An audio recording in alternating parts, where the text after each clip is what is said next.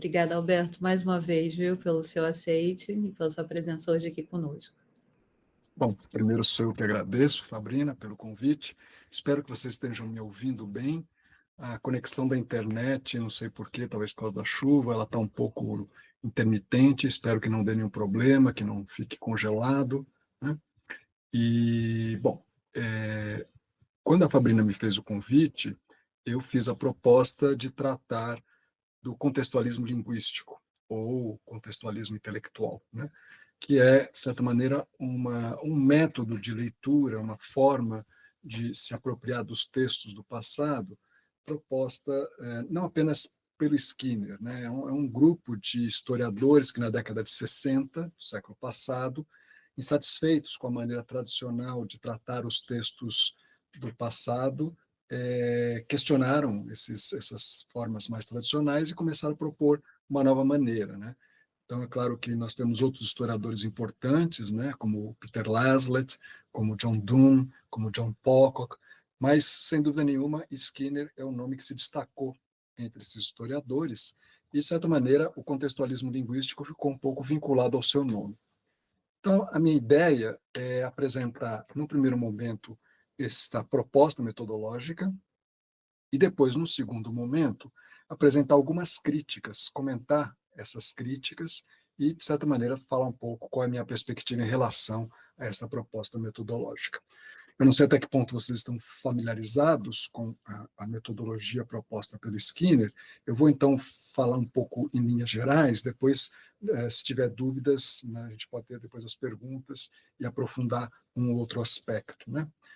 Bom, o ponto de partida, né, sem dúvida nenhuma, é um ensaio que o Skinner escreve em 1966, mas só é publicado em 1969. O ensaio foi recusado em várias revistas, né, por ser um ensaio muito grande, no sentido de volume de páginas, e também por ter problemas, enfim, é um ensaio que não foi muito bem aceito.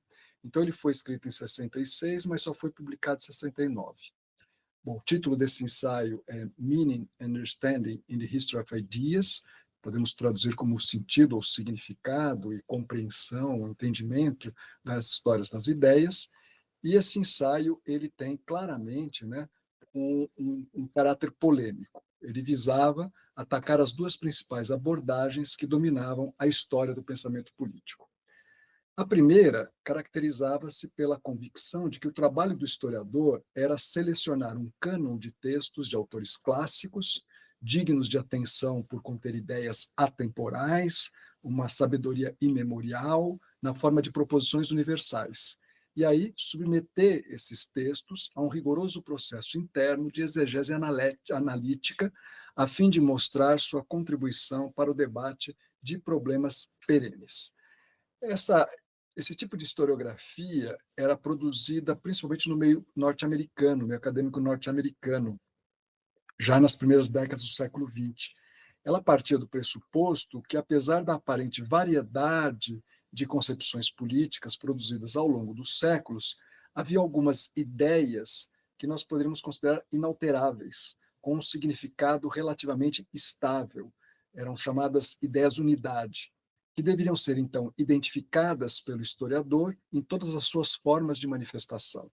A preocupação com as circunstâncias históricas em que essas ideias foram enunciadas não seria tão relevante, já que elas possuíam um valor intrínseco, universal e atemporal.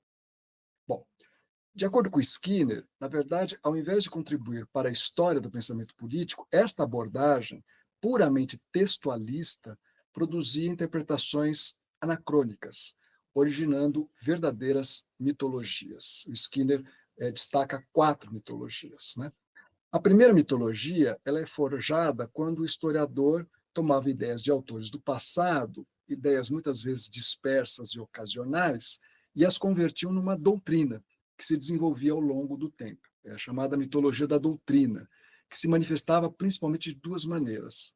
A primeira era quando as afirmações de alguns autores eram forçosa e sistematicamente enquadradas em construções ideais do próprio historiador, dessa maneira projetando na história das ideias uma doutrina e um diálogo entre diferentes autores sobre um problema que interessava, na verdade, ao historiador. E a segunda forma de manifestação era quando o historiador atribuía aos autores estudados uma doutrina que ainda não havia sido plenamente desenvolvida em seus escritos, como se tivesse esperando o seu tempo para depois ser compreendida. Esta é a primeira mitologia que o Skinner denuncia por esse trabalho meramente textualista, interno do texto. A segunda metodologia é o que ele chama da coerência. Ela é engendrada quando o historiador considerava necessário assegurar a unidade das ideias de um autor, demonstrando que há algum nexo entre os diferentes enunciados e que há uma coesão no seu pensamento. E dessa maneira, se alguma proposição comprometesse a coerência do sistema, ela devia ser ou ignorada ou explicada. A tarefa do intérprete era, assim, resolver e solucionar supostas contradições e antinomias, construindo uma explicação adequada de possíveis divergências entre as ideias expostas, de tal modo que toda a obra fosse compreendida sempre de maneira coerente e sistemática. Então, essa é a segunda mitologia, a mitologia da coerência. A terceira é o que o Skinner chama de mitologia da prolepse, que surgia quando o historiador atribuía a um autor a antecipação extemporânea de conceitos ou argumentos que só passarão a ter sentido no futuro, como se os enunciados do autor precisassem esperar o tempo necessário para sua plena compreensão. O pressuposto é de que havia um sentido transcendente das ideias e, desse modo, era possível construir retrospectivamente toda uma história do pensamento político. E, por fim, a última das mitologias, a mitologia do localismo, que é produzida quando o historiador utilizava seu ponto de referência privilegiado para apontar filiações conceituais entre autores de diferentes épocas, utilizando muitas vezes de maneira equivocada a noção de influência, sem considerar as condições necessárias para sua aplicação. E criava-se, então, supostas genealogias e identidades entre universos intelectuais completamente distintos e estranhos, produzindo falsas familiaridades conceituais. Bom, a crítica do Skinner, ele se dirige a um ponto que existe em comum entre essas mitologias, né? Que é que elas envolviam alguma forma de anacronismo, seja ao otorgar a um autor conceitos ou argumentos que ele não enunciou e nem poderia ter enunciado, pois não se encontravam em uso no momento da produção dos seus escritos, seja ao imputar aos seus escritos significados que jamais tiveram e nem poderiam ter tido no seu contexto original de enunciação. Então, esta é a primeira abordagem que o ensaio do Skinner visa criticar. A segunda abordagem criticada por Skinner, ela estaria presente em grande parte da historiografia marxista, que partia do pressuposto de que todo texto era condicionado inteiramente pela conjuntura social na qual foi elaborado. Bom, se essa abordagem considerava um contexto, o contexto social, ela repousava sobre uma confusão, segundo Skinner, entre a determinação causal de uma ideia e a sua compreensão. Não se tratava, claro, de negar a influência das condições econômicas e sociais na produção dos escritos políticos, mas de problematizar a necessária determinação causal entre as ideias e as condições materiais de seu surgimento. Ao focar exclusivamente a determinação causal, esse tipo de contextualismo criticado por Skinner reforçava a visão de que o papel das ideias era desprovido de autonomia e eficácia. Além disso, nesta vertente mais marxista, partia do pressuposto de uma visão teleológica do dever histórico, buscando explicações globais com base em regularidades e estruturas invariáveis. Bom, então, entre um textualismo idealista, que buscava o significado de uma obra nela mesma, sem qualquer referência extratextual, como se as ideias tivessem substancialidade, fossem completamente autônomas em relação ao contexto de seu advento, e um contextualismo redutor e totalizante que tratava toda a obra como um mero reflexo de fatores sociais e econômicos, como se as ideias fossem apenas expressões de uma realidade material ontologicamente anterior e determinada, o que o Skinner propõe é a reconstrução do contexto intelectual ou linguístico, no qual as ideias foram concebidas e expostas. E procurava, então, propunha recuperar a intenção do autor ao enunciar essas ideias. Ou seja, contra visões globais do dever histórico e diferentes formas de descontextualizações, o que Skinner propunha era uma abordagem vinculada à particularidade, ao caráter único dos acontecimentos históricos, insistindo sobre sua singularidade. Desse modo, a fim de interpretar corretamente um escrito político do passado, era preciso, inicialmente, buscar o seu sentido, o que não podia ser alcançado simplesmente com esta análise semântica ou ainda a compreensão do contexto social de sua enunciação. O que está por detrás disso é a perspectiva do Skinner de que todo texto constitui uma prática social, enquanto ato discursivo, com um sentido pragmaticamente determinado. Por isso, todo texto devia ser tratado como uma forma particular de ação, já que marcava uma intervenção direta do autor no debate político do seu tempo. Mesmo aqueles textos considerados canônicos não seriam mais do que elementos, entre outros, de um discurso político mais vasto, com a intenção de intervir nos conflitos ideológicos da sua época. Por isso, a fim de entender o seu sentido, era preciso reconstruir minuciosamente as convenções linguísticas no interior das quais o texto se originou e a intenção de seu autor ao escrever o seu texto. O tecido discursivo no qual estava inserido não representava uma simples dimensão externa ao seu desenvolvimento, mas era uma parte integrante, um elemento intrínseco que constituía sua própria existência. Assim, o trabalho do historiador devia ser o de reconstruir o contexto linguístico no qual o texto foi escrito e depois buscar recuperar a intenção de seu autor. É claro que nós estamos aí num período que é conhecido como a virada linguística, né? É um período onde você tem vários filósofos da linguagem, né? Como Wittgenstein, Austin, que faz com que, de alguma maneira, há essa perspectiva que o Skinner sustenta, que o sentido de um texto provém da maneira pela qual seu autor exprime as suas intenções de acordo com as convenções e as normas linguísticas de seu tempo. Por isso que era preciso considerar as intenções do autor ao fazer uso de um determinado vocabulário, ao empregar um certo argumento, ao tratar de determinado tema. Isto porque cada autor, ao escrever seu texto, realizava uma ação performática. Dessa maneira, a interpretação de um escrito do passado não pressupõe apenas a apreensão de seu significado semântico ou a compreensão necessária do seu contexto social, mas exigia também o estudo da maneira como a intenção do autor se inseria no contexto de sua enunciação. Dessa maneira, o procedimento apropriado para o historiador das ideias políticas, ele vai ser, de alguma maneira, Skinner vai apresentar isso como uma espécie de uma articulação entre a filosofia da história de um historiador que ele teve bastante influência sobre ele, Robin Collingwood, e a filosofia da linguagem, em particular de Wittgenstein, presente principalmente em investigações filosóficas, completadas ainda por uma teoria dos atos de fala do John Austin. Então, seriam essas três principais influências que teriam contribuído para a proposição dessa perspectiva metodológica do Skinner. Bom, o que o Skinner mantém de cada um desses autores? Ele manteve de Collingwood o princípio de que toda história é história do pensamento.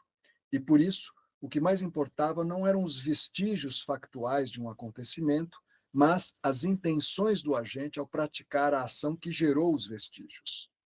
Deste modo, na perspectiva do Collingwood, o historiador devia lembrar que, e eu cito Collingwood, o acontecimento foi uma ação e que sua tarefa essencial era colocar-se ele próprio no interior da ação, a fim de discernir o pensamento do seu agente. Fim de citação. Skinner, então, mantém esta concepção ao lado de outra bastante importante, a de que não havia problemas perenes. A crença de que o sentido de um texto só é compreensível quando se considera a questão para a qual ele se dirige. Isto porque todo texto é dirigido para um problema específico, em um determinado momento. Em última instância, toda obra de pensamento é uma forma de intervenção no tempo presente. Como consequência, não é possível exigir de autores do passado respostas para questões da nossa atualidade, uma vez que as preocupações desses autores se restringiam aos problemas de sua época. De acordo com Skinner, então, é preciso, inicialmente, recuperar os problemas para os quais o texto se dirige. saber para quem ele foi endereçado, com que finalidade foi escrito, visto que o autor sempre está envolvido em um determinado debate. Ou seja, todo autor endossa, critica ou rejeita as ideias de seus contemporâneos. Assim, se os escritos políticos eram sempre respostas específicas para problemas particulares, e os conceitos utilizados pelos seus autores só têm sentido nas circunstâncias históricas em que foram empregados, não seria possível cogitar respostas universais para supostos problemas perenes. Não havia, desse modo, uma história das ideias, no sentido de conceitos imutáveis e atemporais, mas apenas uma história dos vários usos e das várias intenções dessas ideias com as quais elas foram empregadas. Não seria, então, possível presumir um diálogo entre autores de épocas distintas. Consequentemente, não tem sentido buscar soluções para o presente em texto do passado. Eu faço uma breve citação do Skinner, que eu gosto, ele diz desse ensaio, eu cito, demandar da história do pensamento uma solução para nossos próprios problemas imediatos é cometer não apenas uma falácia metodológica, mas algo como um erro moral. Então, eu tenho essa perspectiva que o Skinner traz de Conley Wood e de Wittgenstein. O Skinner retém a crença de que os significados das palavras não podem ser pensados isoladamente, mas devem ser compreendidos dentro do que o Wittgenstein, nas investigações filosóficas, fala, jogos de linguagem específicos. Deste modo, a compreensão das regras segundo as quais a linguagem é empregada tornava-se indispensável para compreender o sentido das palavras utilizadas. Ou seja, a famosa frase de Wittgenstein, a significação de uma palavra é seu uso na linguagem. De acordo com Skinner, então, somente quando se conhece o contexto no qual as palavras foram usadas é que é possível compreender plenamente o seu sentido. Bom, Skinner ainda manteve a intuição de Wittgenstein de que palavras são também atos, no sentido de que o uso da linguagem é uma maneira de agir no mundo.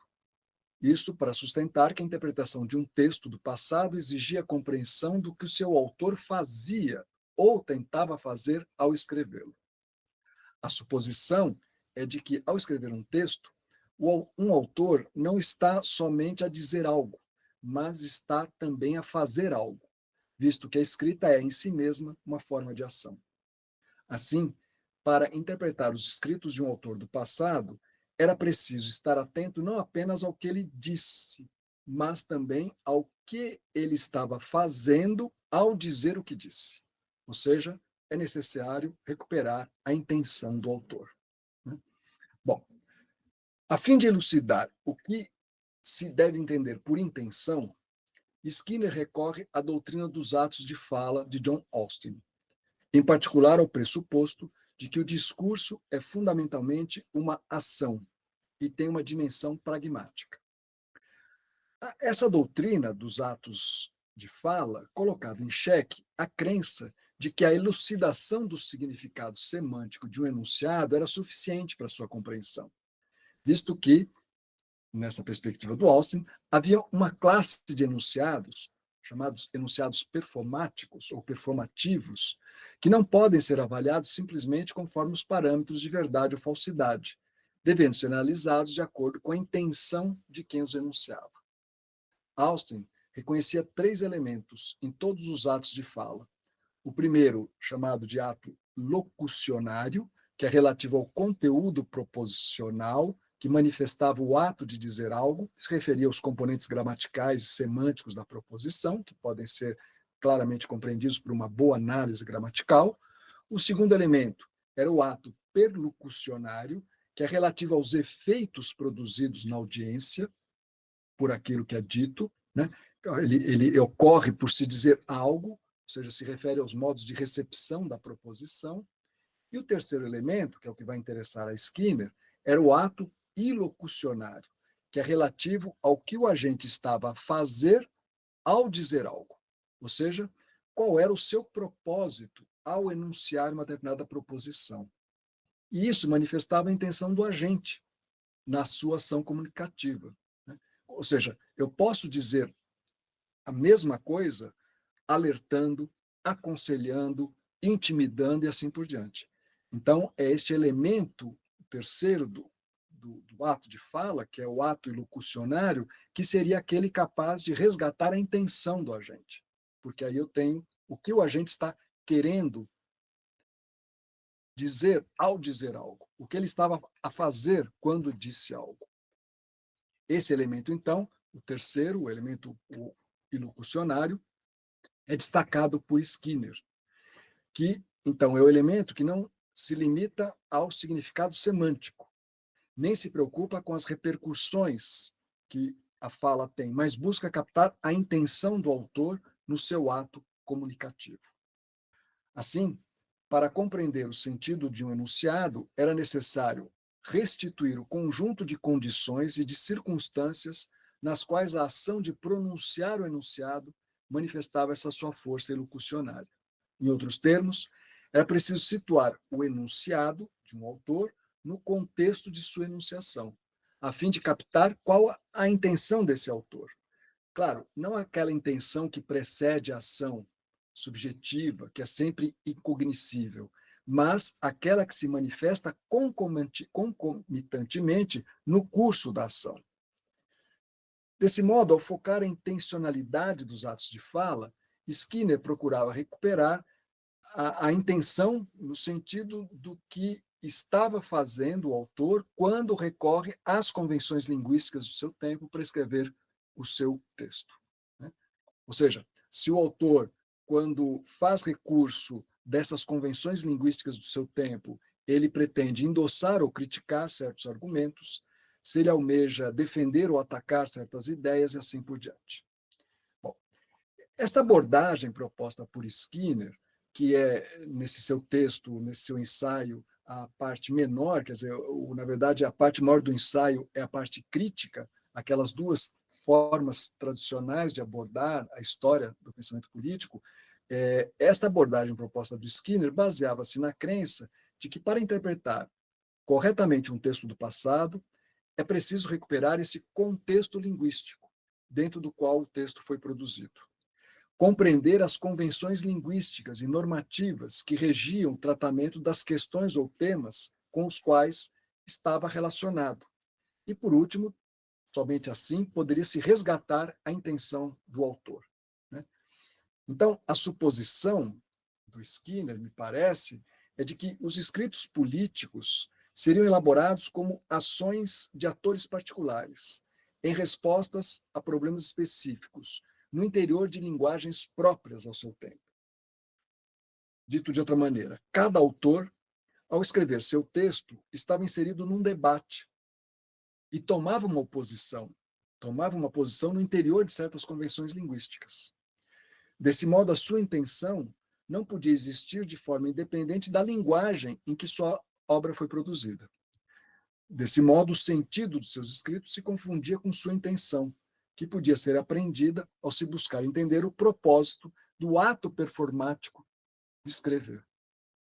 Enfim, eu concluo por aqui essa apresentação da metodologia do Skinner. Para interpretar adequadamente um escrito do passado, é necessário, de um lado, reconstruir o contexto intelectual e linguístico no interior do qual esse texto foi escrito. E do outro, recuperar as intenções do seu autor, não naquele sentido do estado psíquico, de motivações subjetivas ou coisas do gênero, mas dos propósitos que podem ser claramente identificados, né, porque estão publicamente manifestados no seu texto. Né? Então, essa proposta que o Skinner faz nesse seu primeiro ensaio, publicado em 69, ele depois, ao longo dos anos 70, escreve uma série de outros ensaios e artigos onde ele explicita e detalha esta proposta metodológica. Não vamos entrar aqui nesses textos, todos eles estão reunidos no seu primeiro volume, né? Vision of Politics, que é sobre a questão metodológica. Eu tenho esse primeiro ensaio, de 69, e eu tenho essas dezenas de ensaios, artigos que ele escreve na década de 70, tentando, digamos, explicitar um pouco melhor essa sua proposta metodológica. Tudo bem até aqui? tá? Acho que uma boa parte de vocês esteja familiarizada com essa proposta. Agora vem a segunda parte da minha exposição, que é a mais, enfim, que eu acho mais importante, que é entender algumas críticas que foram feitas ao método, né, e discutir essas críticas, né? Bom, você tem uma variedade de críticas, né, a essa proposta metodológica do Skinner, mas há uma recorrência de determinadas objeções. E elas foram, de alguma maneira, muito bem esquematizadas pelo professor Ricardo Silva, em vários artigos que ele publica sobre o Skinner, sobre o contextualismo linguístico, né? E o Ricardo Silva, ele consegue, de alguma maneira, esquematizar essas objeções em três categorias, né? A primeira categoria é as críticas que focam o estatuto epistemológico da metodologia proposta, que foi acusado à hora de objetivista, ou mesmo positivista, porque pressupõe que o intérprete, né, por um rigoroso autocontrole metodológico, é capaz de eliminar seus interesses e valores no trabalho de interpretação.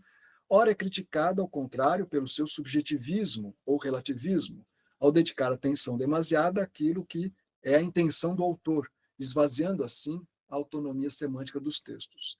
Bom, esta crítica, que vem de vários autores, eu não considero a mais importante, mesmo porque eu não acho que ela seja tão pertinente assim. O Skinner realmente tem um volume, o volume foi publicado em 1988, né? Editado pelo Tully, né? Onde ele reúne várias dessas críticas, né, ao Skinner, e depois, no final, o último texto desse volume é o Skinner respondendo aos seus críticos, né? Então, você tem ali uma coletânea de críticas, alguns desses textos focam essa crítica ao estatuto epistemológico. E o Skinner, na resposta que ele dá aos seus críticos, ele realmente diz, bom, olha, eu realmente nunca, né, de maneira alguma, né, eu quis afirmar que é possível esse distanciamento objetivista, né, dos textos, né? Enfim, o Skinner se resguarda dessa crítica de um objetivismo, ou mesmo de um positivismo, né, do seu método, assim também em relação ao subjetivismo. Então, eu acho que não há um embasamento muito pertinente para esse tipo de crítica, né? Já o segundo grupo de críticas e objeções, ele é um pouco mais pertinente. Ele recai sobre o compromisso metodológico de Skinner com o intencionalismo, né?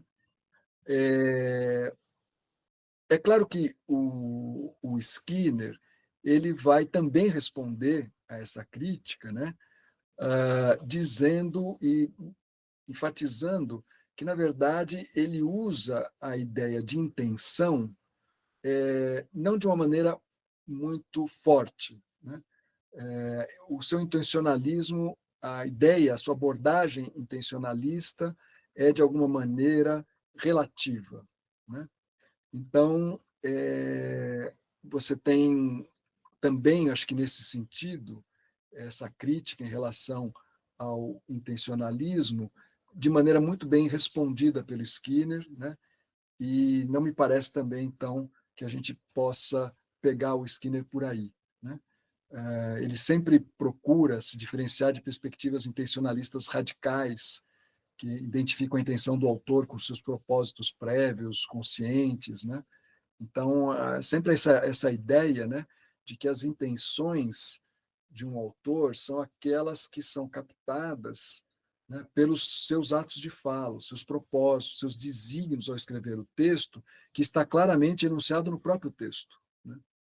Então, você tem uma intenção, a intenção que o Skinner busca resgatar dos textos de um autor são aquelas que estão incorporadas no texto, nas circunstâncias nas quais o texto foi escrito, né? Nos motivos que conduziram o seu autor a escrever, né? E não nesse caráter mais psicológico, mais, né, subjetivo, né? Bom, eu gostaria de me deter na terceira categoria de objeções, que é a objeção que mais incomodou Skinner e a que eu acredito e penso ser a mais rica, né, para discutir a sua proposta metodológica. Então, se a primeira foca o estatuto epistemológico do método, a segunda, esse compromisso metodológico com o intencionalismo, a terceira categoria de objeções se refere ao historicismo radical de Skinner, que, de alguma maneira, recusaria a existência de problemas perenes. Quer dizer, quando ele rejeita a transposição de ideias do passado para o presente, o seu método transformaria a interpretação textual de um escrito do passado numa peça de antiquário, né, que valeria apenas pela sua curiosidade histórica. Ou seja, a crítica é que o resultado da abordagem proposta por Skinner seria um quadro de construções históricas tão contextualizadas e contingentes que as ideias do passado não passariam então de relíquias, ou seja, uma coleção de memórias, mas que seriam irrelevantes para o presente, não teriam qualquer relação ou impacto no debate político atual. Né? Então, é uma parte dessa crítica voltada, né, para esse caráter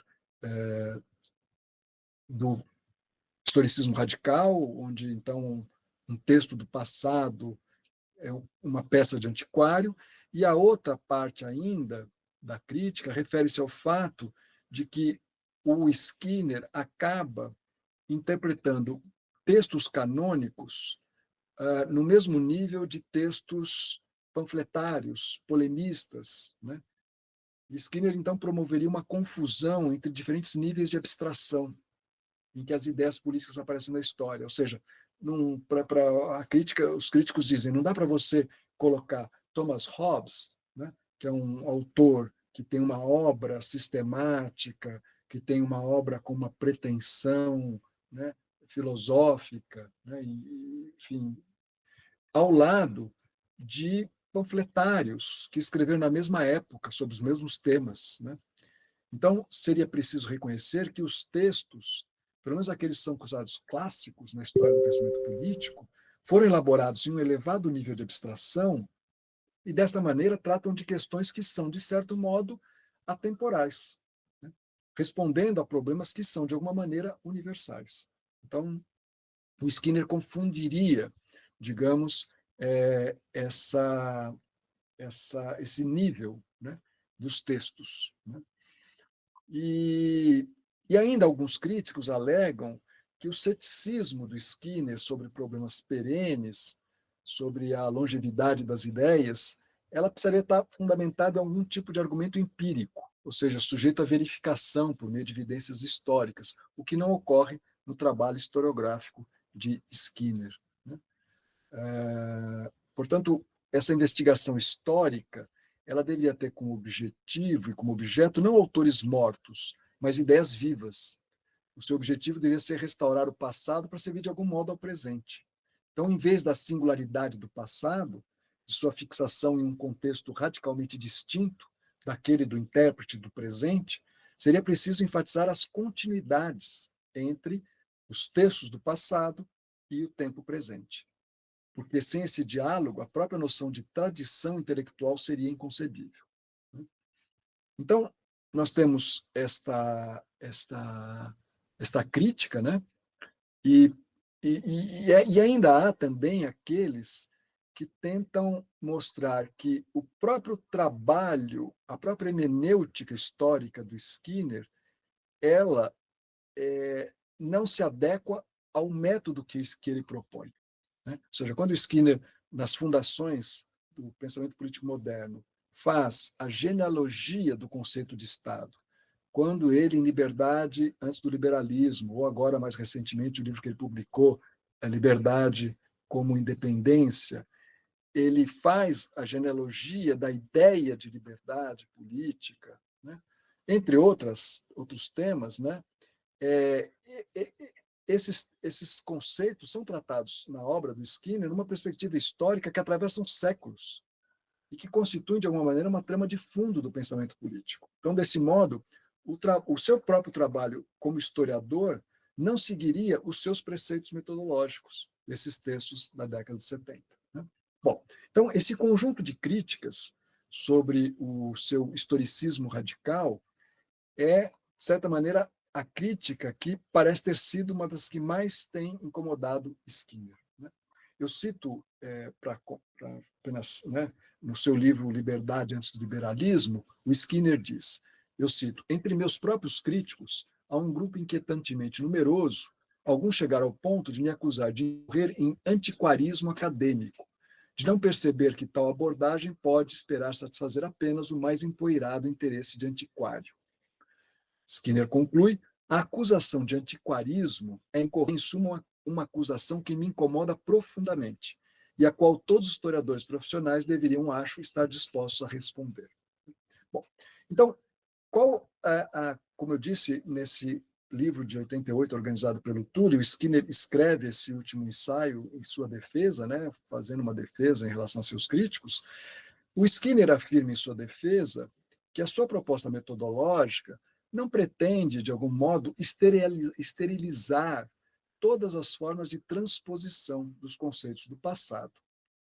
O que se propõe é filtrar a transferência direta, a crítica e descontextualizada. Então, ele ressalta que o diálogo com o pensamento político do passado pode estar no horizonte do intérprete, desde que mediado por uma cuidadosa contextualização linguística. Ou seja, se algumas ideias são realmente específicas e particulares a um determinado contexto, dizem respeito a um problema específico, datado, que não tem mais relevância no presente, outras ideias são, sim, mais gerais e ainda podem perfeitamente estabelecer princípios com base nos quais se pode pensar os problemas atuais. Né? Então, o Skinner, e na verdade, já no seu artigo de 69, né, o Skinner já enfatizava que a recusa de problemas perenes e ideias atemporais não implica em decretar a completa inadequação do passado, mas em atentar para a necessidade de identificar as próprias questões, de encontrar respostas apropriadas aos desafios do presente. Então, o Skinner afirma que, na verdade, a sua proposta metodológica visa revelar a contingência de todas as ideias políticas, a partir do momento em que se percebe que elas foram simplesmente frutos de determinadas escolhas. Então, sua proposta almeja esclarecer que a forma de pensar do presente não é o resultado inevitável de um processo fomentado pelos cânones do pensamento político, mas o resultado de diversos conflitos, disputas ideológicas que tomaram um determinado rumo e não outro. Deste modo, ao contemplar sistemas rivais de pensamento que existiram no passado e deixaram de existir, a sua metodologia pretende tornar visível a existência de uma multiplicidade de ideias e conceitos que não foram efetivados e que podem, de algum modo, contribuir para o debate atual, bem como desenvolver uma visão mais ampliada do mundo com maior tolerância em relação a outras realidades. Enfim, a metodologia deve promover uma compreensão mais acurada do passado e uma melhor autocompreensão do presente. Né? Eu queria, então, depois dessa resposta do Skinner, fazer alguns comentários, né, a respeito ainda desse caráter, né, do historicismo radical e da resposta que o Skinner dá. Que como eu disse, eu acho que o terceiro grupo de críticas, de objeções, é o mais rico para que a gente possa debater a metodologia proposta por ele. Né? É preciso perceber isso, o Ricardo Silva faz isso também em alguns textos, né, que quando o Skinner tenta responder à acusação de antiquarismo, né, ele acaba relativizando o seu método, né, o contextualismo linguístico. Quer dizer, há um radicalismo maior, de fato, na proposta metodológica, nos primeiros ensaios publicados depois, né, na década de 70. Né? Ou seja, de um momento inicial de clara separação dos campos disciplinares da história e da filosofia, né, o Skinner, migrado para uma certa junção de ambas, no que nós podemos chamar de uma teoria política histórica. à medida em que o Skinner passa a fazer uso cada vez mais frequente do seu trabalho de historiador para ingressar em debates políticos contemporâneos, né? Então, eu tenho, de um lado, a sua produção historiográfica, como as fundações do pensamento político moderno, né, a razão e retórica na filosofia de Hobbes, Liberdade antes do liberalismo, esse seu último livro, né, sobre liberdade como independência. Nessa produção historiográfica, nós temos cada vez mais, né, uma relativização dessas posições metodológicas originais que estão presentes no seu artigo de 69. Né? Então, se nós pegamos, por exemplo, as fundações, né, que é de 78, né, ao contrário do que seria esperado, essa noção de intenção do autor não ocupa uma posição central. Né? Se é atribuída, às vezes, intencionalidades aos autores que são abordados, são muitos, né? Desde os humanistas cívicos aos autores reformadores, a Jean Bodin, por exemplo, e tantos outros, se é atribuído, é feito num grau de generalidade que é incompatível com aquela especificidade que é dada à noção de intenção ilocucionária, como está presente no seu primeiro artigo. Né? Então, nós temos você tem, de alguma maneira, né, você tem uma relativização, né, dessa perspectiva metodológica. E isso vai, me parece, ficar mais evidente a partir dos anos 80, né? Principalmente quando o Skinner ele passa a conceber o trabalho do historiador como análogo à atividade do arqueólogo, né? E depois, posteriormente, do genealogista. Né? Então, eu tenho aí várias metáforas arqueológicas, né, observadas, né, na sua obra, né, principalmente, por exemplo, em Liberdade antes do liberalismo, né, que é possível, a partir dessa alusão, essas metáforas, é possível ver como há uma relativização desse método. Né? Ou seja, a ideia do arqueólogo, né, é essa de escavar a história, né, escavar, né, o registro, enfim, que se tem como um arqueólogo, tentando trazer à superfície tesouros intelectuais enterrados, limpando esses tesouros da sua poeira e, portanto, possibilitando-os reconsiderar. Né? Por exemplo, só para ficar num exemplo, quer dizer, entre esses tesouros descobertos por esse trabalho de escavação arqueológica, nós vamos ter a concepção republicana de liberdade, né, que vai nortear, em boa parte, a reflexão do Skinner como teórico político, né, dos anos 90, por exemplo. Né. Bom, então, ele tem essa perspectiva, a partir dos anos 80, do trabalho historiador como arqueólogo, e depois, posteriormente, como genealogista. Né. Em que sentido? Quer dizer, ao contrário do arqueólogo, que revela o que há no passado para olhar criticamente o presente, o genealogista é aquele que parte do presente em direção ao passado, a fim de identificar o surgimento de um conceito e as diferentes maneiras que este foi sendo utilizado no decorrer do tempo. E assim, ao revelar os vários empregos e sentidos que esse conceito teve, o genealogista pode elucidar os processos contingentes que transmitiram os conceitos ainda empregados no presente. Né? Então, você tem não tanto a busca da origem de um determinado conceito, mas essa continuidade histórica que resulta no seu uso ainda atual. Né? Então, é dessa maneira que o trabalho de Skinner, ou desse Skinner das últimas pelo menos 2 décadas, né, passou a ser mais orientado para esse estudo da mudança conceitual, né, principalmente numa perspectiva retórica, no sentido da análise de categorias inscritas na cadeia argumentativa, que o contexto intelectual e linguístico contribui para colocar em movimento. Né. Bom, claro que, para os historiadores em particular, né, podem, de certa maneira, fazer uma aproximação entre essa abordagem genealógica de Skinner com, por exemplo, a história conceitual alemã, em particular do trabalho do Koselleck. Né? Ou seja, são, digamos, são procedimentos muito próximos, né?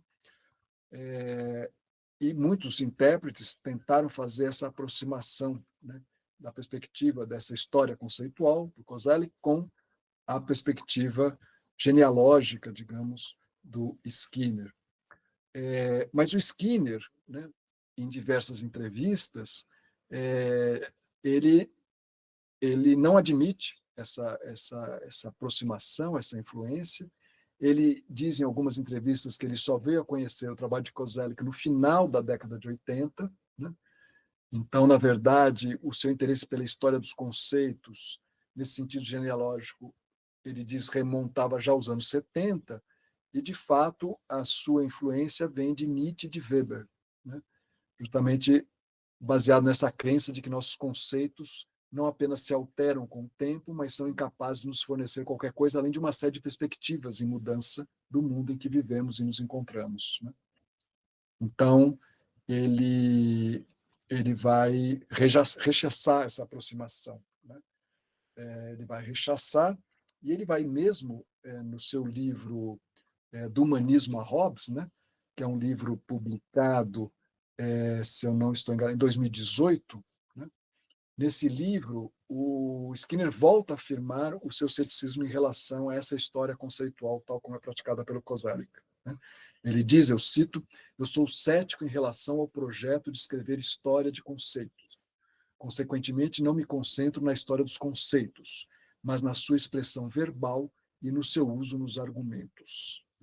Fim de citação. Então, essa crença que ele, na verdade, já tem em outros textos ainda da década de 80, né, de que não se pode fazer história de conceitos, né? O que se pode fazer são histórias dos seus usos no argumento, dos usos desses conceitos, né, nos argumentos dos textos analisados, né? Bom, eu penso que, de alguma maneira, dado os 40 minutos, né, que me foram concedidos, eu posso parar por aqui e a gente pode conversar um pouco mais, né, sobre tanto o método, como eu tentei apresentar na primeira parte, quanto essas críticas, né, em particular essa crítica do seu antiquarismo ou do seu historicismo radical, né? E na conversa acho que as coisas podem também ser esclarecidas, né? Eu fico por aqui nos 40 minutos da exposição. Obrigado a todos e a todas.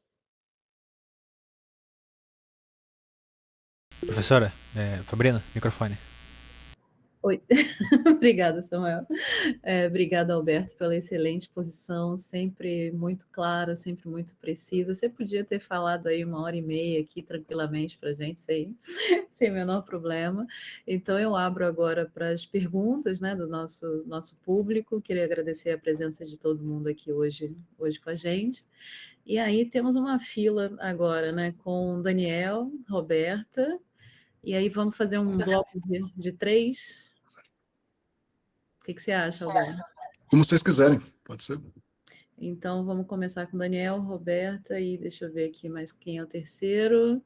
Eduardo, que é o Luiz aqui, né? Está com outro. O Luiz está aí presente, com outro nome, está disfarçado, e a gente começa com eles, depois passamos para os próximos 3. Posso fazer pergunta, Fabrina? Claro. Então, boa tarde, Fabrina. Obrigado, Alberto, pela conferência. Muito bom te escutar. Fui seu aluno em 2012, no mestrado. Foi a primeira disciplina que eu fiz no mestrado, então é bom te reencontrar, bom escutar você. E, bom, escrevi aqui 2 perguntas. Eu acho que a primeira já foi respondida agora no final, então vou me concentrar mais na segunda. Partindo de uma observação, né? Eu sou docente na área de História Moderna, e entre os meus colegas da história moderna hoje, eu acho que o contextualismo está um pouco embaixo em termos de popularidade, né? Eu tenho muitos colegas que são da área de história do livro, da materialidade, então eles têm uma certa crítica a essa abordagem. Inclusive, até em maio, a gente encontrou o Andrew Petrie, e ele disse que o método dele, lá de professor de St. Andrews, né, é uma unintellectual history, né? Então, é legal essa citação para ver como muito dessa área da história do livro, da materialidade, tem se construído em certa oposição até, embora já haja alguns autores que tentem conciliar as duas coisas, que eu acho que é o mais interessante.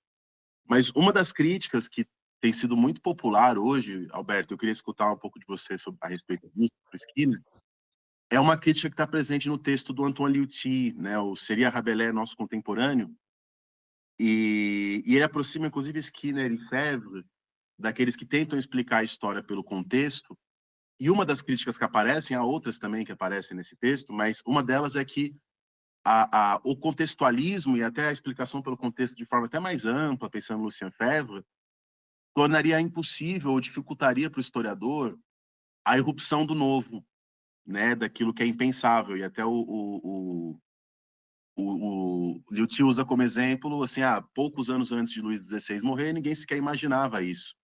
Quer dizer, se as coisas são explicadas, se um texto é explicado a partir das intenções, se as intenções, a performance do texto se explica a partir das convenções, qual o lugar da inovação e do inédito, né? Se eu explico uma ideia política a partir das convenções linguísticas, como que eu explico a irrupção do novo? Né? Porque se o novo é só um rearranjo do velho, eu fico pensando se a gente não voltaria às ideias unidades do Lovejoy, né? Se o novo é apenas um rearranjo daquilo que está colocado. Então, Alberto, queria escutar um pouco de você, como a gente explica a mudança, o novo, a diferença, se a gente explica um pensamento a partir das suas convenções linguísticas, né? E é isso. Obrigado. Daniel.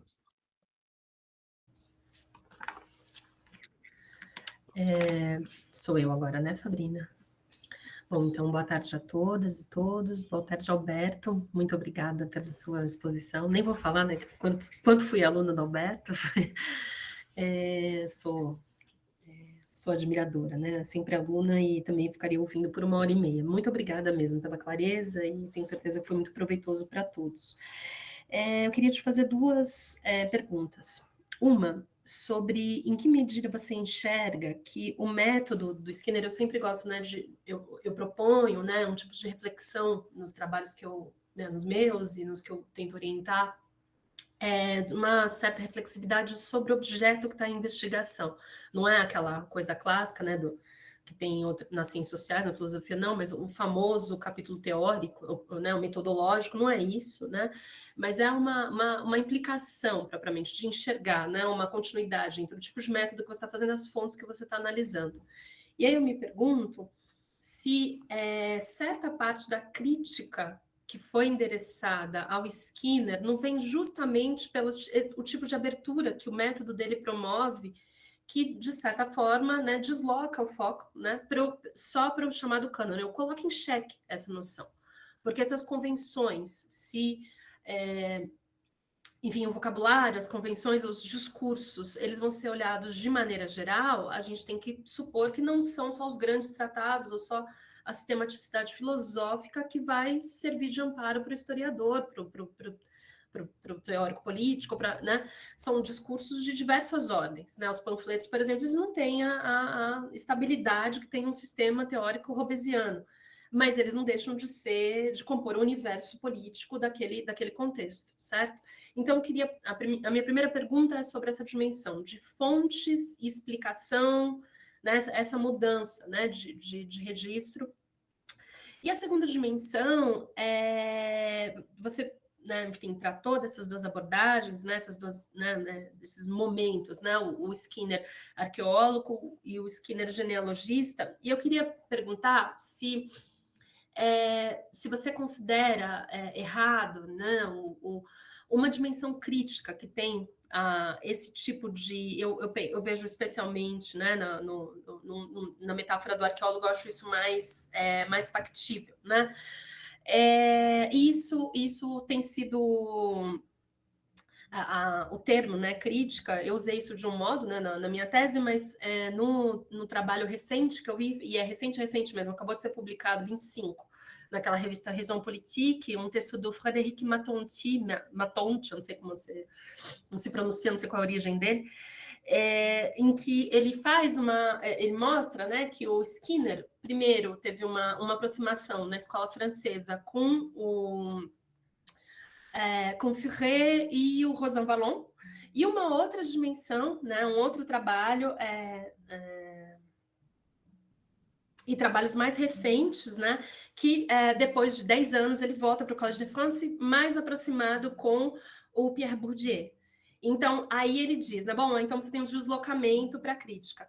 Eu queria saber se você está de acordo com esse argumento e se a gente não poderia ver ainda uma outra dimensão, que é a retirada de evidência do presente, né? No sentido de uma corrente de causalidade, isso só poderia ser assim porque foi essa passagem, né? Se esse método Skinner e uma outra forma de justificá-lo como crítico e, portanto, passível de ser, né,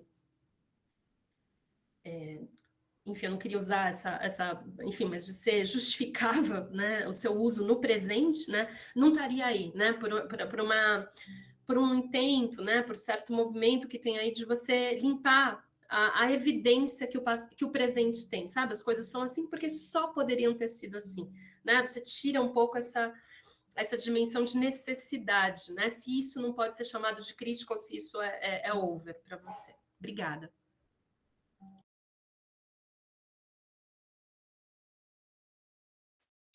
Agora você, Luiz, é o terceiro da fila.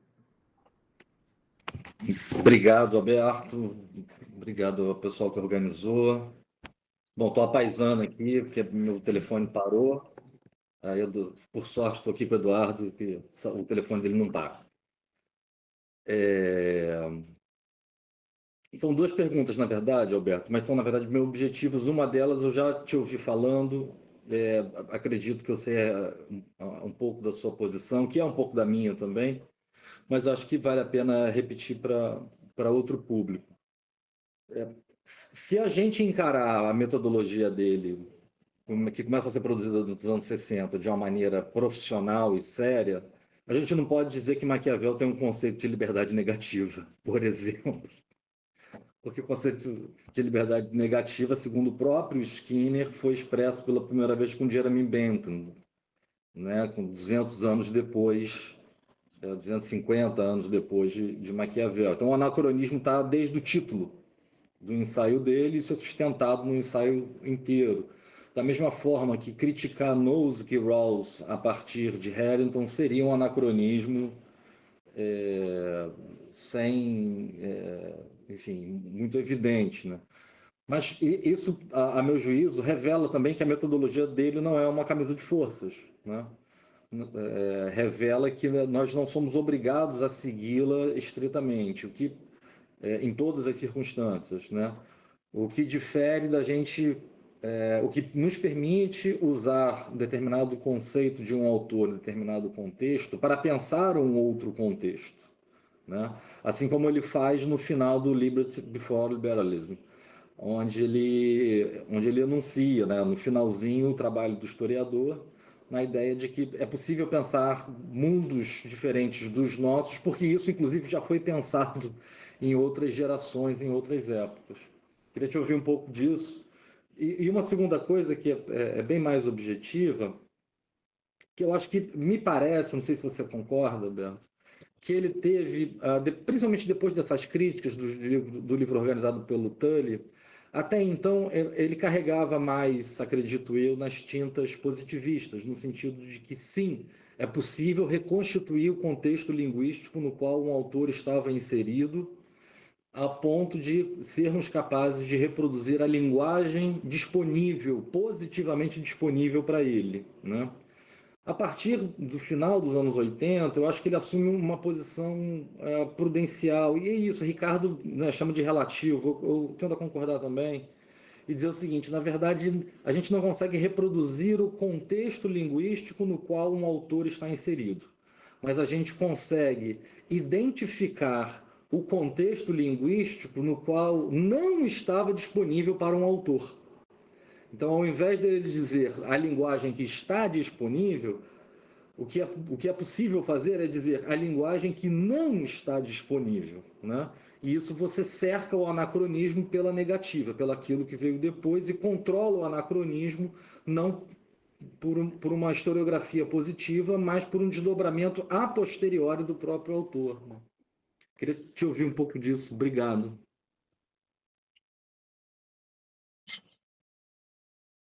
Eu respondo agora, né, Fabrina? Sim, agora é Bom, para ti. obrigado pelas questões, Daniel, Roberta e Luiz. Eu vou tentar fazer algumas considerações, não especificamente respondê-las, né, dada a amplitude, a complexidade das questões. Quanto ao comentário do Daniel, né, a gente poderia, eu penso, Daniel, ter duas explicações distintas. Uma explicação que talvez o Skinner desse e outra explicação que talvez o Pocock desse, né? Então, a explicação que o Skinner daria é que a erupção do novo, ela é justamente identificada, ela é possível sempre, e ela é identificada quando se conhece justamente esse contextualismo linguístico, né? Quer dizer, se eu conheço efetivamente, se eu dou conta da reconstrução do contextualismo linguístico de um período, e eu tenho naquele período um autor por exemplo, Maquiavel, a maneira como ele usa o conceito de virtude, né? Que é uma maneira totalmente inovadora, né? Eu tenho a erupção do novo. Mas eu só consigo identificar a erupção do novo se eu tenho essa construção do contexto linguístico no qual Maquiavel escreveu a sua obra, né? E aí eu consigo explicar, não consigo, eu consigo identificar essa erupção do novo, né? Então, a erupção do novo, ela é possível dentro da construção desse contextualismo linguístico, né? Essa seria a resposta do Skinner. O Pocock tem uma saída e uma explicação muito mais simples, né? E mais engenhosa, né? Pocock, ele faz uma distinção, usando Saussure, entre língua ou linguagem e parole, né? Entre langue e parole, né? Então, langue é essa estrutura da linguagem que um autor tem disponível, né? Agora, todo autor tem uma parole, ou seja, um ato de fala, né? E ele pode, por meio da sua parole, do seu ato de fala, né, trazer algo de novo à langue, né? Então, a erupção do novo estaria na parole do autor, né? E dentro daquela langue, daquela linguagem, traz algo de inovador, né? Então, eu acho que usar o procedimento, né, proposto, a metodologia, se preocupar com esse contextualismo linguístico, permite, sim, explicar a erupção do novo. Seja de uma maneira como Skinner poderia, então, dizer, de uma maneira negativa, né, quer dizer, se eu conheço e consigo reconstruir o contexto, eu sei aquilo que está à disposição de um autor, eu sei o que não estava, e aquilo que não estava é justamente o novo, né? Seja por essa distinção entre langue e parole, né? E, portanto, é por meio dessa parole do autor que o novo pode se estabelecer, né? No caso das duas questões da Roberta, eu acho sim que eu tenho uma posição bastante crítica em relação ao Skinner, né? Sempre tive, né? O Luiz conhece, né, essa posição, a gente já conversou bastante sobre isso, eu já publiquei uma meia dúzia de artigos, né, criticando a interpretação que o Skinner faz, por exemplo, de Maquiavel, dos republicanos ingleses, né, mostrando um pouco problemas na sua proposta metodológica, mas eu concordo com você que essa proposta ela traz alguns benefícios, né? E um desses benefícios é essa abertura, né? Essa abertura e digamos assim, uma justificativa para nós que não trabalhamos com o cânone ou com os chamados autores clássicos, né, da história do pensamento político, né? Eu me lembro que quando eu entrei no mestrado, né, e me perguntavam o que eu fazia, com quem que eu trabalhava, ou enfim, que autor que eu trabalhava, eu dizia, eu trabalho com, né, tentando aí compreender a teoria da soberania do Jean Bodin. E muitos colegas diziam, quem? Né? Porque nem o nome, hoje talvez um pouco mais, mas na minha época, na graduação, nem o nome de Bodin era citado, né? Quando se tratava da soberania, era sempre Hobbes, Rousseau, né? e jamais o nome de Baudin. E mesmo quando é citado como isso, ele não é um filósofo, ele é um jurista. Né? Por que você vai fazer um trabalho, né, de investigação filosófica, num mestrado em filosofia, sobre um jurista? Né? Então, e isso, digamos assim, legitima um pouco o trabalho daqueles que não se debruçaram sobre esse cânone, sobre esses autores sistemáticos que têm, né, que são consagrados como referência, né, na história do pensamento político. Isso te dá uma liberdade muito grande, né? E existe essa crítica, né, que o Skinner ele confunde níveis, né? Que é claro que então a obra de Hobbes teria um nível de abstração muito maior do que um panfleto, né, escrito no mesmo período. Eu tendo a pensar que dentro desse panfleto pode haver uma ideia, um argumento muito mais interessante do que na obra do Hobbes, né? Não é porque é um panfleto escrito no calor da hora, escrito para um determinado propósito, escrito para uma intervenção imediata, que ele não pode conter uma ideia, um argumento, né, interessante, consistente, né, e relevante. Né? Então, eu sou sempre muito favorável, né? Quer dizer, depois do Baudin, desse jurista, eu fui trabalhar com alguns autores que não estão no cânone, mas têm algum reconhecimento, como Harrington, como Sidney, né? Quer dizer, minha trajetória é muito parecida com a do Luiz, né? Quando foi trabalhar os autores republicanos ingleses do século XVII, mas também com os panfletos dos Levelers, dos Diggers, né? Que são textos que realmente, para mim, estão no mesmo nível filosófico, né, de uma obra. Não é o fato de que ali você não tem uma teoria da natureza humana, não tem uma teoria, né, do Estado, você não tem que as ideias políticas tratadas por esses autores não são relevantes, importantes e com argumentos muitas vezes sólidos. Né? Então, acho que um dos méritos do método, eu concordo com você, é esta abertura, né? Esta possibilidade. Né? Então, muito antes do que tem sido, talvez na última década, né, enfatizado, de novo, com motivos mais do que, né, motivos razoáveis, né, esse embate contra o cano já está presente, esse embate lá, né, lá anteriormente, basta seguir a sugestão do Skinner dos anos 60, dos anos 70. Você não precisa esperar, né, a nossa contemporaneidade, essa nossa última década, para questionar o cano, né, e para dizer que é possível, né, você trabalhar com textos que não são considerados os clássicos, né? E a sua segunda observação, eu concordo, né? Eu acho que existe sim uma diferença, né? Uma diferença entre, porque o Skinner teve duas vezes no Collège de France, né? Ele teve, né? Ele teve uma primeira vez quando ele teve em Princeton, né? Acho que é isso, né? Ele foi para Princeton, aí foi fazer lá como historiador, depois ele mudou para o departamento de ciência política, depois ele foi para o Collège de France, ele passou acho que um ano, né? E aí ele teve contato com o Zavalon, né? E agora essa última vez, mais recente, né? Com o Bourdieu. E eu acho que sim, né? Existe essa diferença, né? E essa dimensão crítica me parece fundamental, né? Que também o método traz. Então, tanto a abertura quanto essa dimensão crítica, né?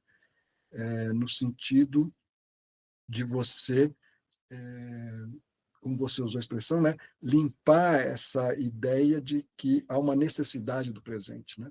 Quer dizer, o grande mérito do método, um dos grandes méritos, é dizer, e o Skinner diz isso em várias entrevistas, né, que era uma das suas intenções, né, é dizer que o que se tem hoje não é fruto de uma necessidade, mas de uma escolha, né?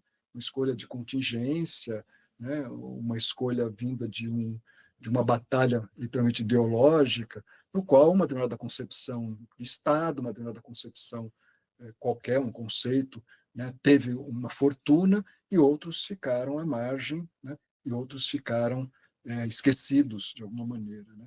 Então, acho que são essas duas grandes potencialidades que tem a proposta metodológica do Skinner. A da abertura para outros textos, né?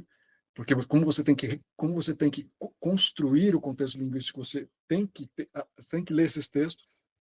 Você não pode ficar restrito aos grandes autores, você tem que ler todo aquilo que está sendo debatido, discutido, né? E a segunda grande contribuição é essa dimensão crítica, no qual o presente não expressa uma necessidade absoluta, né? Mas que é possível. E aí, o que a história pode nos trazer são essas outras opções que não foram escolhidas, né? Essas outras opções que a fortuna não quis que prosperassem, né? Bom, e aí já respondi um pouco para o Luiz, mas eu reforço, né? Eu penso realmente que não se pode tomar. Acho que é sempre um pouco o percurso de qualquer autor, nosso percurso, o percurso de qualquer pensador, o percurso de toda pessoa né, que é das mudanças, né? Quer dizer, o Skinner da década de 60, claro que não é o mesmo da década de 80 ou não é o mesmo de hoje, né? Então, é claro que me parece que ali... E também o propósito, quer dizer, ele já reconheceu isso, né? Que o grande propósito do seu texto de 69 era ser um texto polêmico. Portanto, ele tem que carregar nas tintas para causar um impacto que causou. Tanto é que os próprios colegas, como o Pocock, né, o Pocock escreve, né, dizendo que, bom, claro que havia todo um movimento nesse período dos anos 60 em Cambridge, mas que, sem dúvida, foi o texto do Skinner, né, esse ensaio que projetou o contextualismo linguístico, né? E que, então, de fato, é isso, é um texto polêmico carregado nas tintas, né? E que depois, claro, acho que é importante concordar com esses críticos, né? E o Ricardo faz isso em alguns textos, né? Mostrando esta essa relativização, né? Que esses preceitos metodológicos têm. Relativização que se encontra na própria obra do Skinner. Quer dizer, o Skinner não segue, né, rigorosamente os preceitos que ele propõe. Ele, como historiador, não segue, né? E ele, na minha opinião, de novo, acho que é isso que eu tenho um pouco criticado, os seus trabalhos, não como historiador, mas como teórico político, né? Os seus textos de intervenção acabam cometendo os anacronismos que o seu método de historiador, né, procura e tenta evitar, né? Então é isso, né? Falar que em Maquiavel há um conceito de liberdade negativa, né? Maior anacronismo que esse, impossível. Ou fazer a crítica a Rawls por meio de Harrington, né? E vai por aí afora, né? Tem vários problemas nesses seus textos de intervenção, né? Textos de intervenção. É claro que os dois anos que eu passei na Inglaterra, eu passei sob a supervisão do Blair Warden. O Blair Warden é um historiador de Oxford, né? E ele é um grande, digamos, crítico do Skinner, né? E ele sempre falava para mim que o grande problema do Skinner é que o Skinner não é nem um historiador nem um teórico político, né? Ele não é historiador porque ele não trabalha com fontes, né? Então, ele, segundo o Blair, quer dizer, isso é uma discussão lá entre eles, né? O Skinner acaba criando teorias, né, sem fundamentação, de fato, de fontes. O Skinner não é aquele historiador de registros, né? Ele pega um ou outro panfleto, mas ele não trabalha com fontes históricas propriamente materiais, né? E, ao mesmo tempo, ele não teria a, a formação e não teria o arrojo para ser um teórico político, segundo o Blair. De novo, estou falando de alguém que é um crítico do Skinner e o é publicamente, né? Eu me lembro quando eu estive lá em 2009, o Blair escreveu uma crítica ao livro do Skinner, né, que tinha sido publicado, né, o Hobbes e a Liberdade Republicana, né? Então, e ele me mandou a crítica do New Yorker, que ele publicou, e ele acabava com o livro do Skinner, né, mostrando erros, né, de fontes mesmo, né? que ele considerava, então, o Skinner, enfim, ficou no meio do caminho, né? E é interessante, né, porque o percurso de Skinner é um pouco esse, né?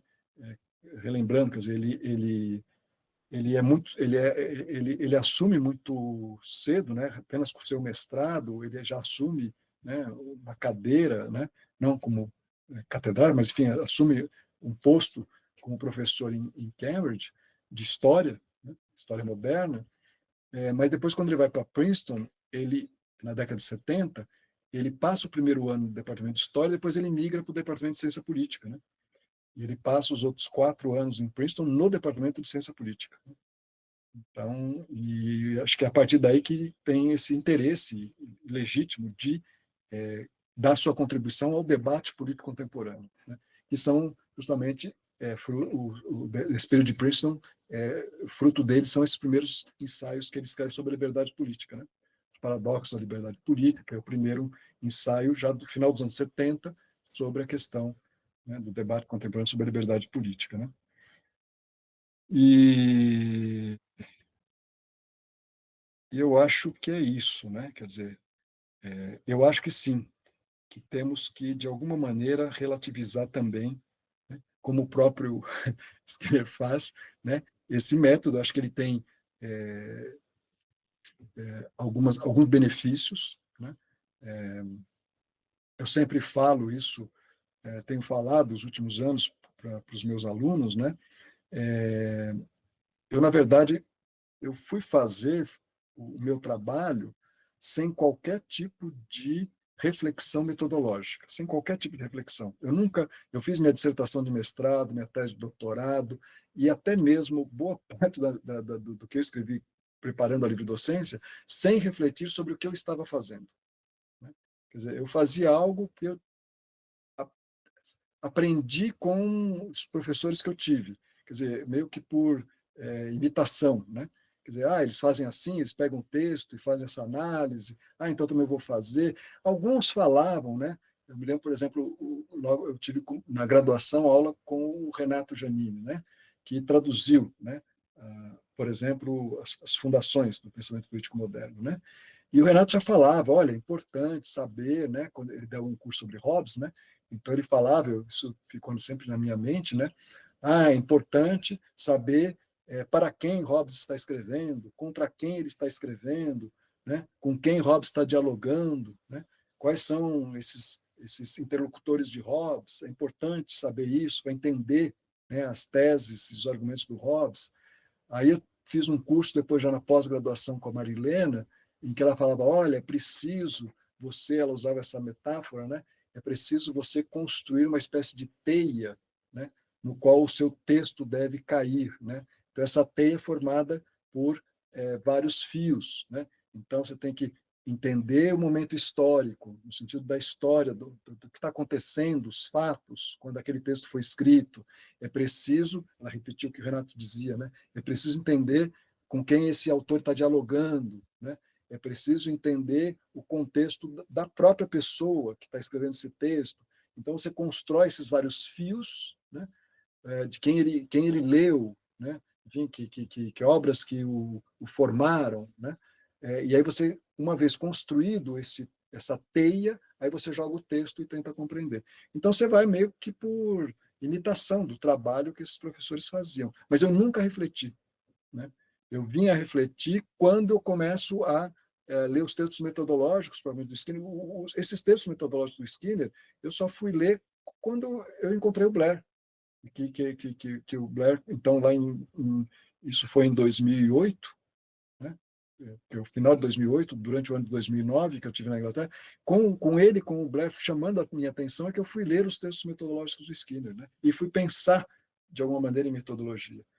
E eu acho que para os alunos de graduação que estão na sua formação é fundamental essa reflexão, né? Que é o que eu estou fazendo ao ler um texto escrito do passado. Quer dizer, por que eu estou lendo? Porque é uma coisa meio assim idiota, mas que a gente nunca se pergunta, né? Quer dizer, eu passo 10 horas sentado aqui no meu escritório, me debruçando sobre um texto de um autor do século XVI, XVII, XVIII, passo 2 anos lendo esses autores, mas para quê? Quer dizer, não só para quê, mas com que ferramentas, né? Como ler esses textos desses autores do século XVI, XVII, XVIII, né? Qual a abordagem para tentar compreender, o que é compreender um texto desses autores e para que eu quero ir, com que objetivo eu quero essa compreensão, né? A gente não reflete sobre a nossa própria atividade, né? Então, eu acho que, nesse sentido, é importante, de alguma maneira, né? Pensar. É isso. Muito obrigada, Alberto. E aí nós temos as perguntas da Ana Beatriz, Vinícius e do Leonardo agora. Boa tarde a todos. É um prazer ouvi-lo, professor Alberto. Nesse momento, eu tenho lido bastante sobre essas questões metodológicas, principalmente a história intelectual.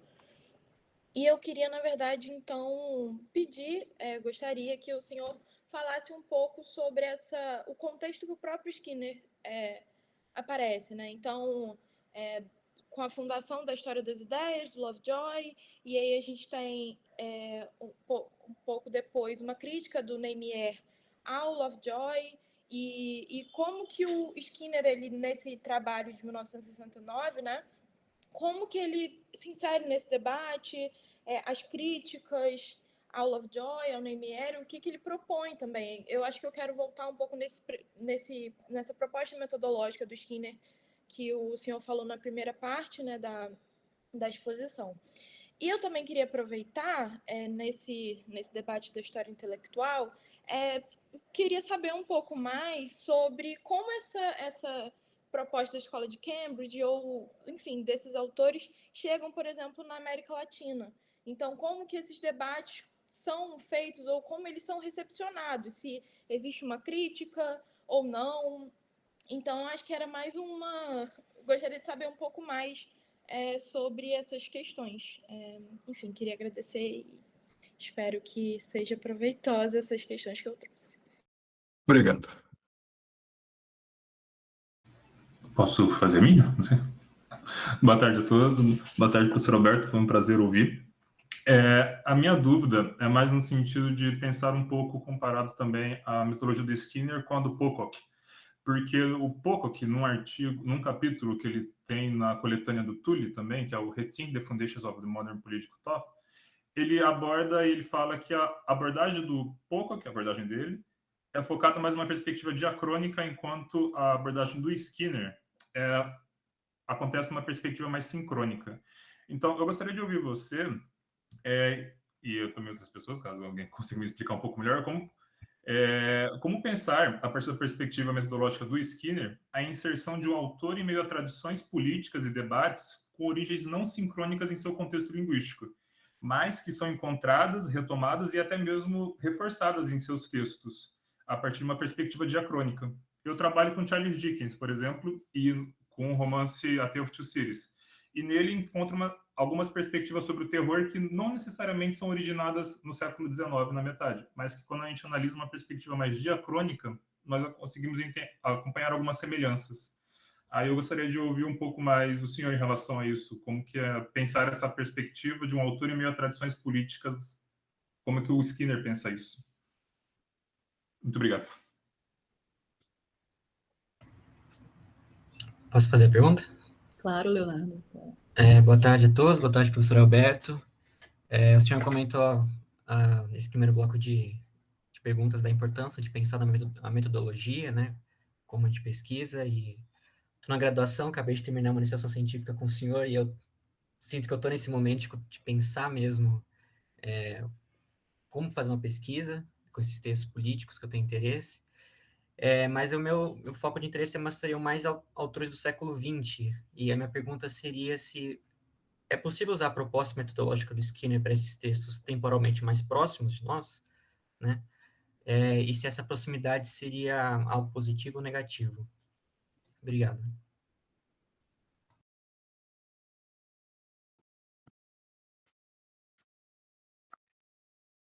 Bom, agradeço novamente as questões, né? Começo da Ana Beatriz, né? E lembra muito bem, né? Quer dizer, se o Skinner enfatiza tanto a necessidade, né, do contextualismo linguístico, qual é o contextualismo linguístico no qual a sua obra se insere, né? A obra do Skinner se insere, né?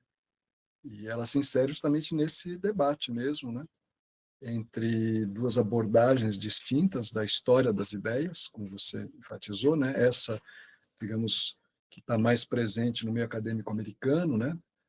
Com a própria fundação da revista História das Ideias Políticas, né?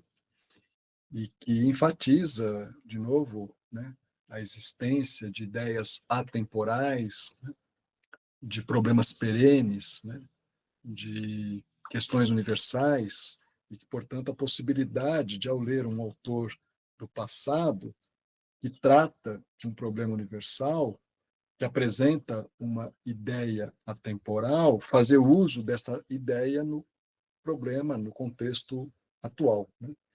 Então, fazer essa transposição, né? E uma metodologia que, de certa maneira, despreza o contexto, se não totalmente, em boa parte, porque se concentra nessa análise semântica interna do próprio texto, né? É algo que depois vai ser algo parecido com o que vai ser proposto por alguns autores franceses, como Goldschmidt, Guéroult, né? Quem faz filosofia tem essa abordagem, né? Desses autores que tiveram uma influência na formação do departamento aqui de filosofia da USP, né? Que é essa análise estrutural. Quer dizer, você tem a compreensão do texto depende dessa análise que você faz da estrutura do texto, né? Onde todo tipo de coisas que estão fora do texto não tem nenhuma importância, né? O que tem importância é essa. Então, eu tenho esta perspectiva, e, em contraposição, essa perspectiva que está presente, sim, em Marx, está presente em outros autores, né? Desse contextualismo mais social, econômico, né? Onde você tenta explicar o texto como produto e fruto desse contexto, né? Ora, o que o Skinner, então, faz é que, dentro desse seu contexto intelectual no qual ele escreve, ou seja, os seus adversários são essas duas formas distintas, né?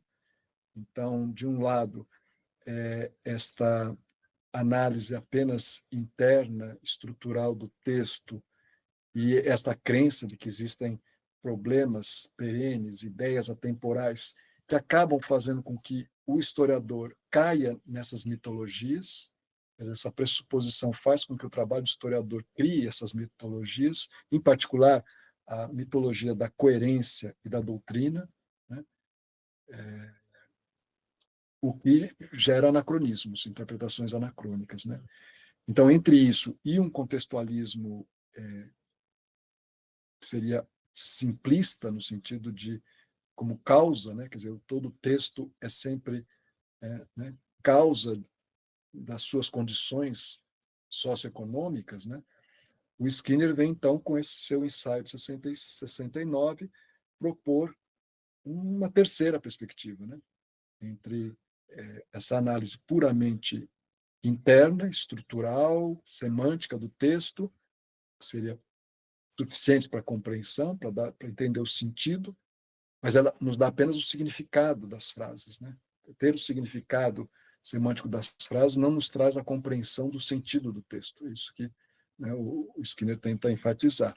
Entre isso e esse contextualismo redutor, que é simplesmente de causa e efeito, ele acaba propondo o contextualismo intelectual linguístico. E, de novo, não é nenhuma novidade. Quer dizer, o Pocock já, e aí já passo para a segunda questão, o Pocock já havia, né, anteriormente, já em 62, por exemplo, o Pocock escreve um texto, né, no qual ele faz uma crítica a esta análise filosófica, né, da história das ideias, né.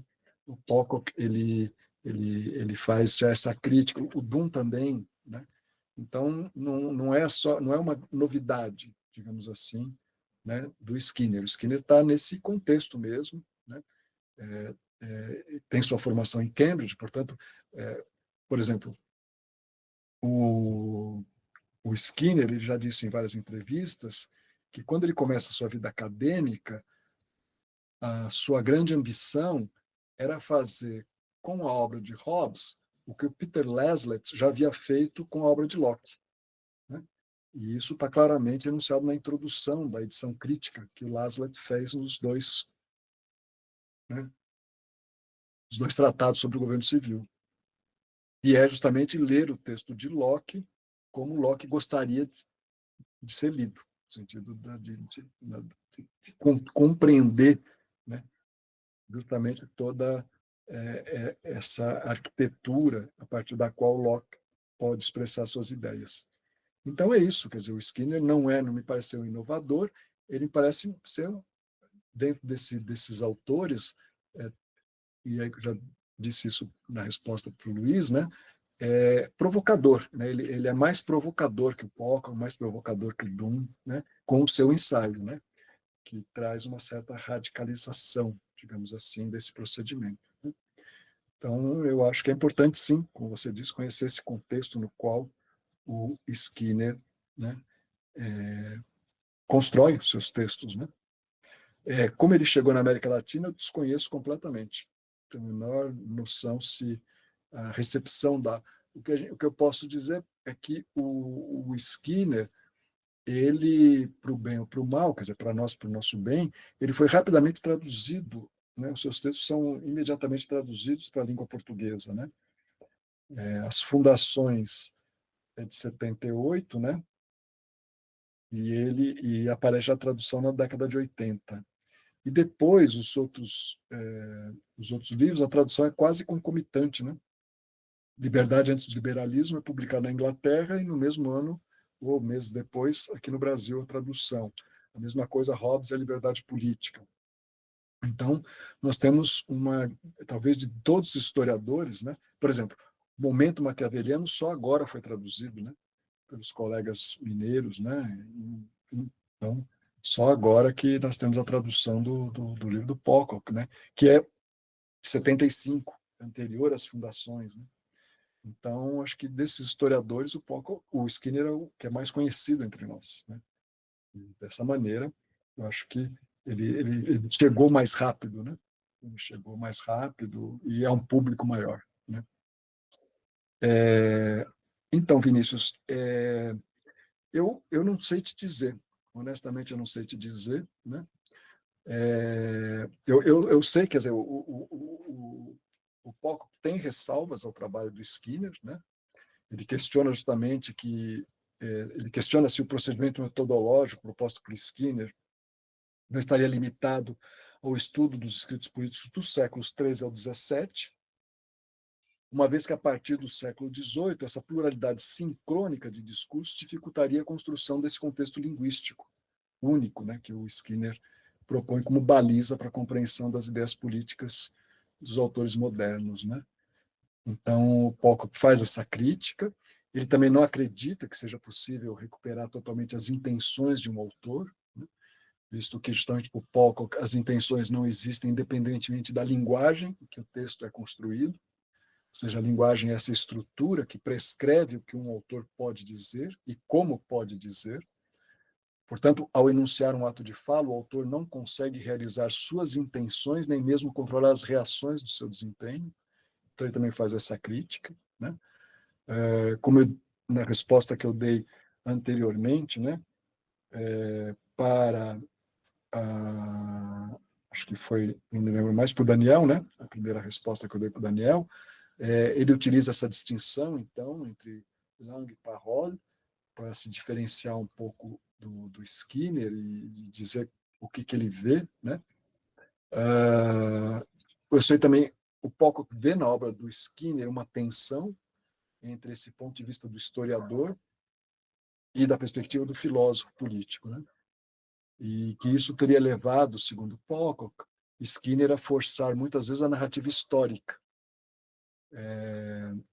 que dificilmente, essa narrativa histórica do Skinner, o Pocock ressalta, dificilmente poderia ser sustentada pelo método de investigação proposto, né? Então, o Pocock ainda dá o exemplo, onde o Skinner acho que mais contribuiu o debate contemporâneo, que é o debate sobre liberdade política, para o Pocock, o Skinner teria retomado conceitos específicos de uma tradição do pensamento com o qual os contemporâneos não dialogam, portanto, fazendo transposições entre os elementos linguísticos das discussões do passado e do presente, que seriam arriscadas, pelo menos, dizer o mínimo, né, segundo os preceitos do seu método. Né? Então, é isso que o Pocock critica, né? Ou seja, o Pocock levanta a questão se não foi a teoria política normativa, de alguma maneira, se ela não teria depois influenciado, moldado, até mesmo moldado o trabalho historiográfico do Skinner, né? Dirigindo, então, a atenção do Skinner para processos na história do pensamento político nos quais distinções semelhantes poderiam ter ocorrido. Né? Mas eu teria isso para dizer, quer dizer, eu acho que, nesse caso, para o seu caso em particular, para a sua investigação, os procedimentos encontrados no Pocock são mais interessantes do que do Skinner. Né? Acho que o Skinner não consegue realmente, acho que só funciona, aí eu concordaria com o Pocock, né?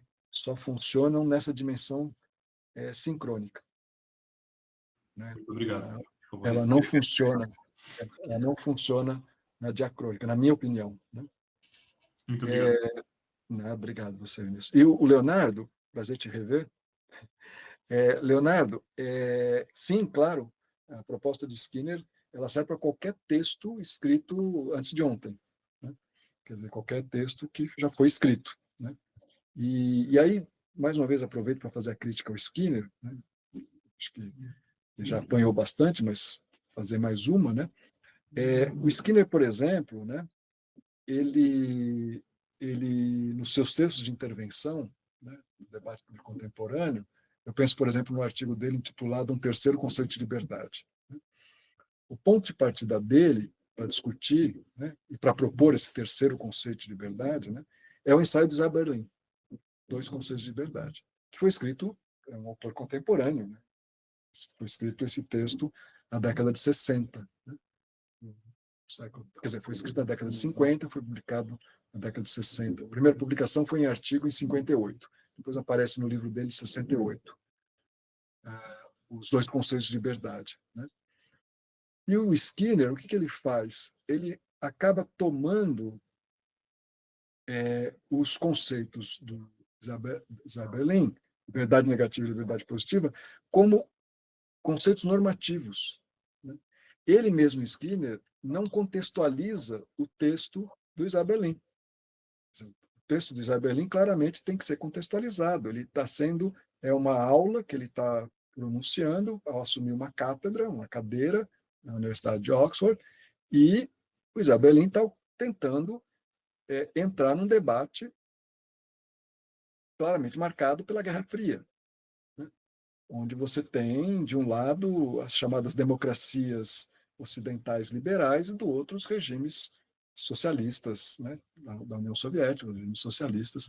E ele está claramente, ele usa, ele identifica, né, sentidos, né, o sentido negativo e positivo, dado, né, ao conceito de liberdade, mas é claramente que, e ele associa o sentido negativo a essa tradição liberal e o sentido positivo a essa tradição que geraria regimes totalitários, como o da União Soviética. Né? Então, o texto dele só pode ser interpretado dentro de um contexto, coisa que o Skinner não faz. Né? O texto, e mesmo porque o texto de Isaiah Berlin não é um texto analítico, no sentido de que ele não define, em nenhum momento você vai encontrar no ensaio do Isaiah Berlin uma frase como liberdade negativa é, liberdade positiva é. Não existe essa predisposição, né, de ser um texto com análise desse tipo, né?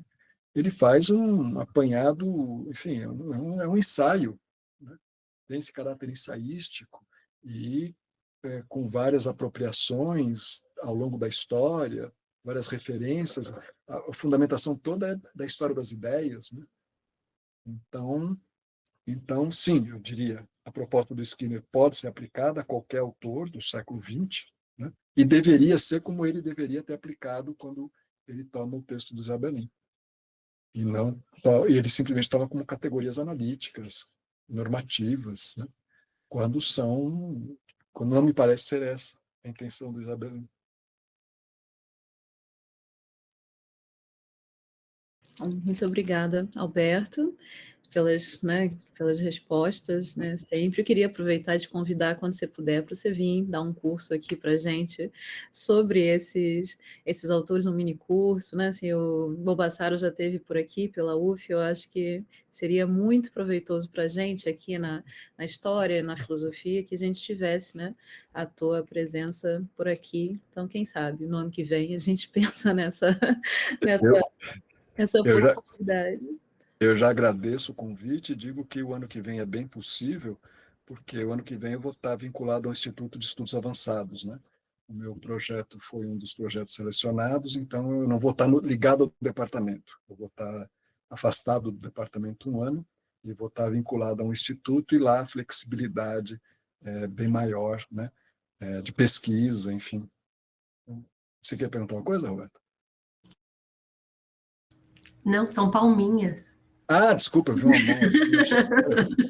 Então, Alberto, o convite já está feito, é só a gente ver, porque assim, aqui a gente tem um núcleo, né, muito, muito grande de jovens pesquisadores, velhos pesquisadores, médios pesquisadores aqui, e que essa discussão interessa muito para a gente, né? Assim, eu, como você, quando eu comecei a estudar Erasmo, era muito ainda, a gente faz a pesquisa e reflete muito depois, né? Agora com o Bruni, que essas questões do Skinner, do Pocock, que elas começam a aparecer mais aqui no trabalho, e a sua fala, né, nos ajuda muito a entender, né, todas essas questões. Então, assim, queria te agradecer demais, né, a sua presença, queria perguntar se tem mais alguma questão aqui do pessoal por hoje. E é isso, Alberto. Vamos então conversar sobre a sua vinda para a UF, né? Seja para a história ou para a filosofia, você escolhe para onde você quer vir e a gente conversa por aqui. Queria agradecer a presença da Roberta, do Daniel, né? De todos que estão aqui, pelas excelentes questões. Então, gente, muito obrigada, e queria, né, aproveitar para dizer, né, que agradecer e chamá-los, né, para o nosso lançamento do livro sobre republicanismo, que organizamos aqui eu, Luiz e Matheus, e temos aqui os textos da Roberta, do Alberto, do Matheus, né, de tantos que estão aqui hoje. O evento será no dia 13, aqui o primeiro lançamento será no dia 13 do 11, no departamento aqui na UF, organizado pela História, pela Filosofia e pela Ciência Política, e depois, se tudo der certo, faremos um lançamento em São Paulo e também aqui na PUC, com esse texto que ficou, né, um livro super representativo aí das nossas pesquisas e de como o republicanismo né, tem sido uma temática forte nesse grupo, e espero que cada vez, né, assim, novos integrantes possam participar. Então é isso, gente. Muito obrigada. E nos vemos, né? Diga. Não, só queria dizer que, na verdade, o evento está confirmado, tá, Fabrina? Depois eu mando para você o cartaz, vai ser, então, dia 2 de dezembro. Dia 2 de dezembro, nós vamos ter o lançamento de 3 livros, né? Nós teremos uma mesa com o lançamento do livro do Luiz, Introdução ao Republicanismo. Isso teria sido realizado agora no colóquio, né, sobre matriz do republicanismo, mas eu fiz uma lambança enorme, enfim, e não deu certo. Vai ser lançado o livro do Luiz, vai ser lançado esse livro, organizado por você, pelo Luiz e pelo Matheus, e vai ser lançado o livro do Sérgio. Então, nós teremos 3 mesas, né, com 3 livros, já está confirmado, dia 2 de dezembro. Bom, para quem não puder vir, depois a gente passa o link do YouTube, que eu pedi para que seja transmitido pelo YouTube. Ai, que bom, Alberto. Fico muito feliz com a sua parceria, né? Hoje e sempre, espero, e que a gente faça aí outros eventos, outros lançamentos e outros livros em conjunto. Então, muito obrigada a presença de todos e todas. Alberto, obrigada pela excelente exposição, e nos falamos sobre a sua vinda no ano que vem, ok? Falaremos. Até mais. Grande Tchau. beijo a todos. Tchau, gente.